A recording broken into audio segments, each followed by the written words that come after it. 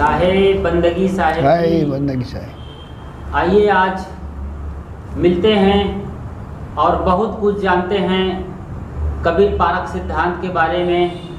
आपके स्क्रीन पर नज़र आ रहे हैं परम श्रद्धेय संत श्री तत्पर साहेब जी, जो कि वर्तमान प्रमुख हैं कबीर संत सत्संग मंदिर झमसी खेल, ललितपुर, काठमांडू, नेपाल के। आपके पास काफ़ी लंबा अनुभव है।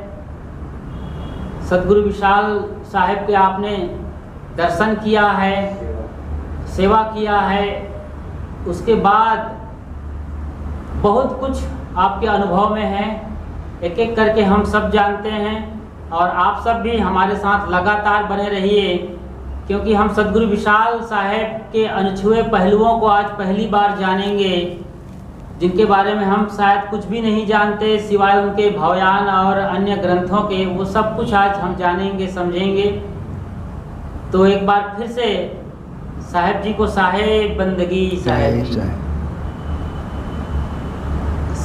साहेब जी की अभी उम्र क्या होगी साहेब?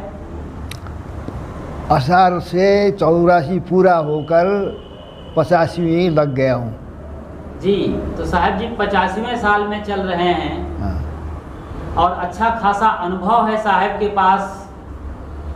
उस ज़माने में जबकि बिजली और लाइट नहीं थी, लालटेन के पहले दिया और ढेबरी के ज़माने में साहेब ने साधना किया है। सदगुरु विशाल साहेब की आपने सेवा की है।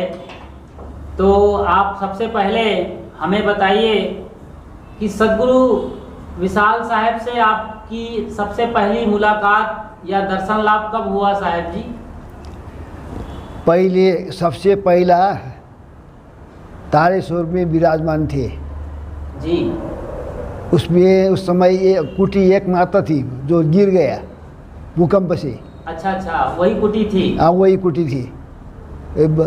72 साल के भूकंप से वो एकदम से ढह गया। आज से 7 साल पहले भूकंप आया था यहाँ। हाँ, हाँ। 72 में। हाँ। 2015 साल में। 2015 में। 72 जी। यहाँ के विक्रम संवत के अनुसार 2072 है और ईस्वी सन 2015 में ये भूकंप आया था। अच्छा, बड़ा तगड़ा भूकंप था। उसमें वो सदगुरु विशाल साहब जिस कुटिया में रहते थे वो मिट्टी और लकड़ी का घर ढह गया है। अब तो नया बन गया है टीन शेड और सीमेंट ईंट से। तो वहाँ आपने दर्शन किया था साहब जी? तारेश्वर में मैं उस समय 14 साल का उम्र था मेरा जी। मेरे चाचा जी ने चलो यहाँ भारत से बड़े महात्मा विशाल साहब पधारे हुए हैं जी, उनके दर्शन करने के लिए चलो। अच्छा। कह करके फिर मेरे चाचा जी ने जी जी। तारेश्वर में ले गए थे। मैं 14 साल की उम्र था। बहुत छोटी उम्र थी, 14 साल की उस जमाने के अनुसार। हाँ। तो कैसे लगा साहब जब पहली बार साहब को देखे होंगे आप? पहली बार मैंने देखा था और हमको कुछ मालूम नहीं, हिंदी बात जानते नहीं थे जी जी। और दर्शन हुआ, बस इतना ही है। अच्छा अच्छा। बातचीत कर नहीं सकता था। जी जी। हाँ। उसमें सदगुरु श्री संतोष साहब, परमार्थ साहब, श्री प्रेम साहब, अनेकों 10-12 संत थे। एक जो ढह गया जो कुटी, उसके ऊपर एक कुटी भंडार घर भी था और ऊपर में वो संत लोग रहते थे, नीचे भोजन बनता था। अच्छा अच्छा। और वो दीमक लग करके बिल्कुल तहस नहस हो गया। अच्छा। गिर गया।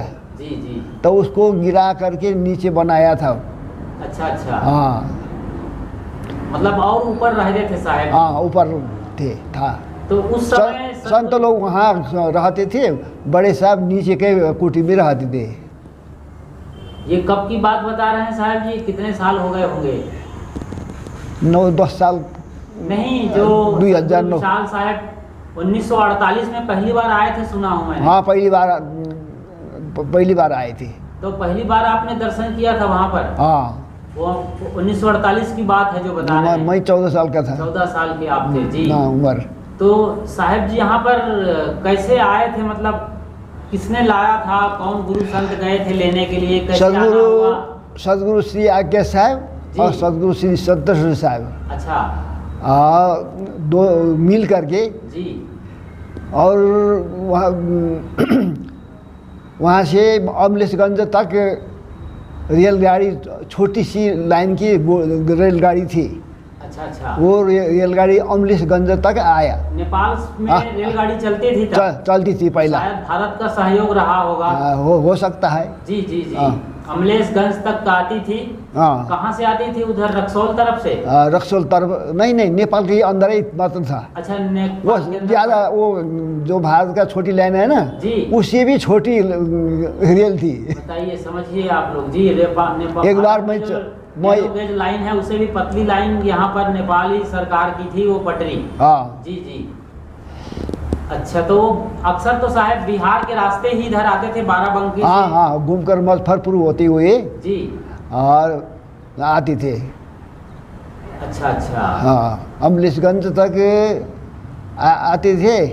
जो भी नेपाली आना चाहे तो वो अमलेशगंज तक, वीरगंज से अमलेशगंज तक। जी, तो वहाँ से वो ट्रक है ना, पहला छोटी ट्रक थी। अच्छा, वो ट्रक में चढ़ करके भीमफेरी तक आते थे। अच्छा अच्छा। वो भीमफेरी से रास्ता नहीं था, वो पैदल ही चलना पड़ता।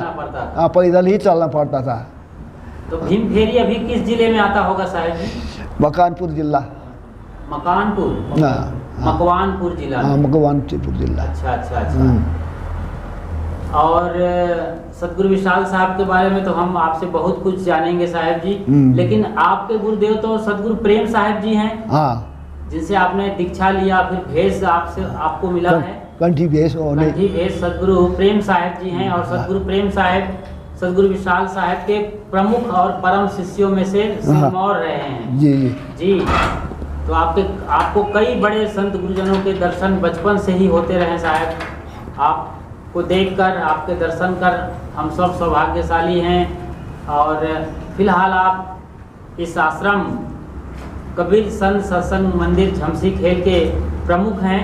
आपके पहले यहाँ पर सतगुरु संत शरण साहब जी संस्थापक गुरुवर रहे हैं। तो क्या सतगुरु संत शरण साहब जी आपके बड़े गुरु भाई थे साहब जी? बड़े गुरु भाई नहीं साहब से ये पार सिद्धांत का जो परिचय जी साहब जी ने कराया। अच्छा अच्छा। बयान पुस्तक दिए थे। हाँ हाँ। ये इसको पढ़ना जी।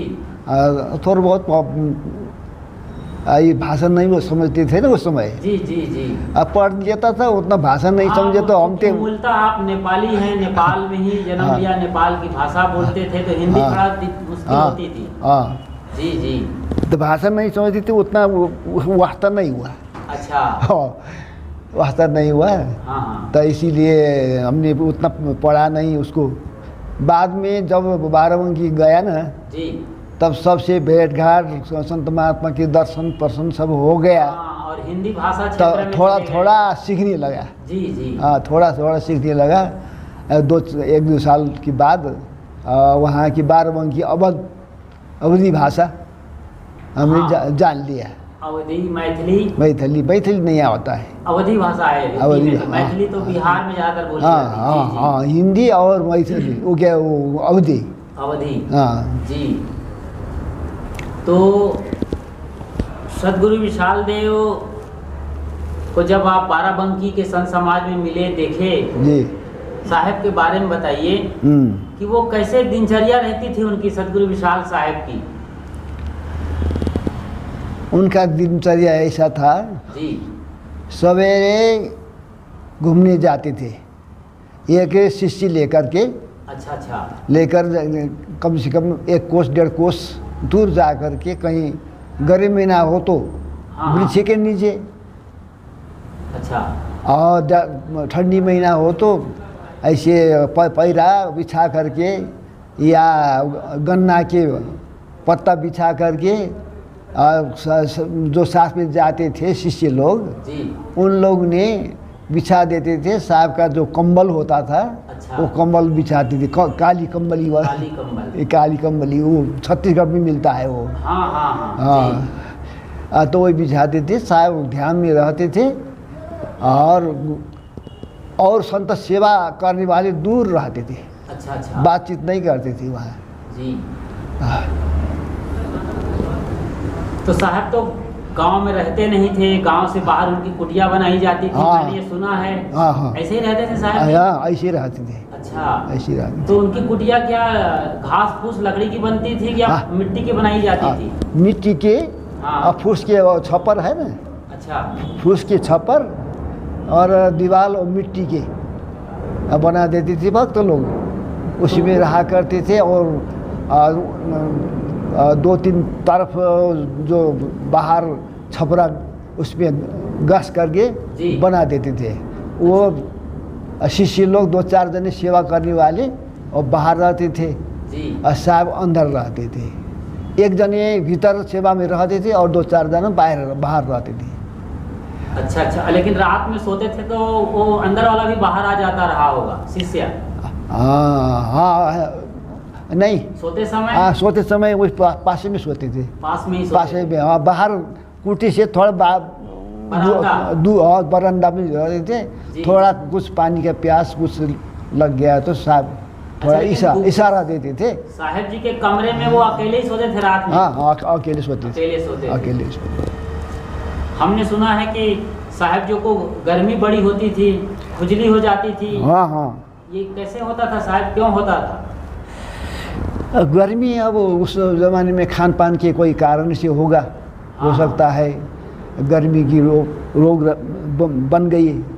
और खुजली का तो बाद में बहुत वृद्धा अवस्था में हुआ था जी। और पहले जवानी में नहीं हुई। जवानी में खुजली नहीं थी। अच्छा, जवानी में खुजली नहीं थी, बुढ़ापा में शुरुआत हुई थी। क्योंकि साहब के बारे में मैंने सुना है कि वो नीम की पत्तियां वगैरह बहुत खाया करते थे। कई बार तो भोजन नहीं करते थे, चना वो चमेला भी नहीं, पत्तियां खा कर। जवानी में जब घर छोड़ करके बार जब घूमने लगे ना जी, तो अब गांव वाले को पता चले तो कुछ चना चमेला दही मट्ठा है ना, अच्छा, अच्छा। ऐसा पहुंचा देते थे। जी।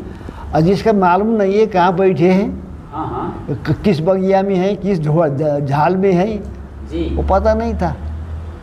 तो इसीलिए वो कोमल कोमल नीम की पत्ती, आम की पत्ती, फरेद के जो जामुन बोलते हैं जी, उसके पत्ती तोड़ करके कोमल कोमल पत्ती ले करके वो चबाते थे। अच्छा अच्छा। ऐसे मैंने देखा नहीं, अब वो बूढ़े संत लोग से हाँ, अब मालूम हुआ। उस समय जो प्रत्यक्षदर्शी संत रहे हैं, उनके शिष्य रहे, उनसे आप सुनते थे? हाँ सुनते थे। तो जब बाराबंकी गए तब तो आप कम से कम 25-30 साल के हो गए होंगे साहब जी? हाँ 28-30 साल का था। 28-30 साल के थे। पहला बारी जाते। तो क्या आपकी व्यक्तिगत बात हुई है सदगुरु विशाल साहब से बैठ? कभी भी नहीं हुआ। अच्छा। क्योंकि अब हम लोग थोड़ा बात नहीं जानते थे ना, इसीलिए दूर से तो भाषा की भी समस्या थी आपके साथ? बंदगी होती थी। अच्छा। बस दूर ही रहते थे हम। सदगुरु प्रेम साहब तो बहुत निकट रहते थे, उनसे लगातार बात होती थी उनकी। हाँ। आपने देखा है सदगुरु विशाल साहब और सदगुरु प्रेम साहब मिलके बात कर रहे हैं, ऐसा सीन देखा आपने? हाँ हाँ। अच्छा। वो तो हम लोग बाहर बैठ कर के सुनते थे ना। अच्छा अच्छा अच्छा। श्री प्रेम साहब मजाक भी करते थे, मजाक भी करते थे, हंसा देते थे गुरु को। अच्छा अच्छा अच्छा अच्छा। गुरु को हंसा देते थे। तो कभी जैसे कोई बात बताए हो सदगुरु प्रेम साहब विशाल साहब के बारे में, कोई अच्छी बात बताए होंगे, एक घटना बताइए साहब, याद आती हो तो? वो तो उतना याद नहीं है। हाँ हाँ।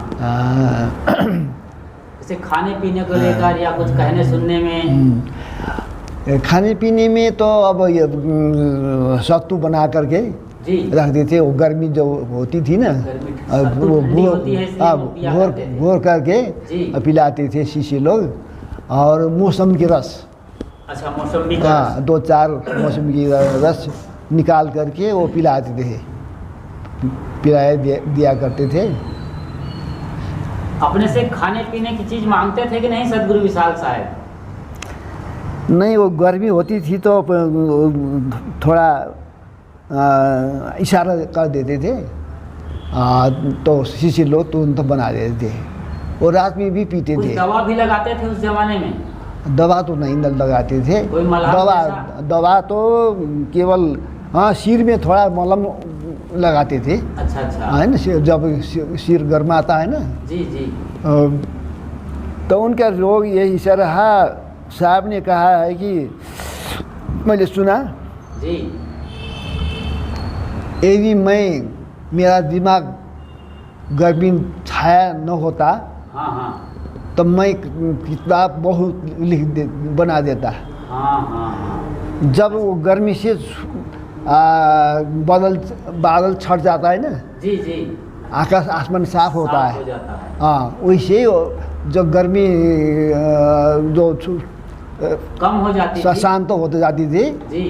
तब उस समय भीतर ही कविता करके, भीतर ही याद करके, तब संत लोग को मैंने एक साखी, शब्द, छंद, चौपाई है ये किसी कोई न कोई बनाया हूँ, जी जी। तुम लोग याद करो।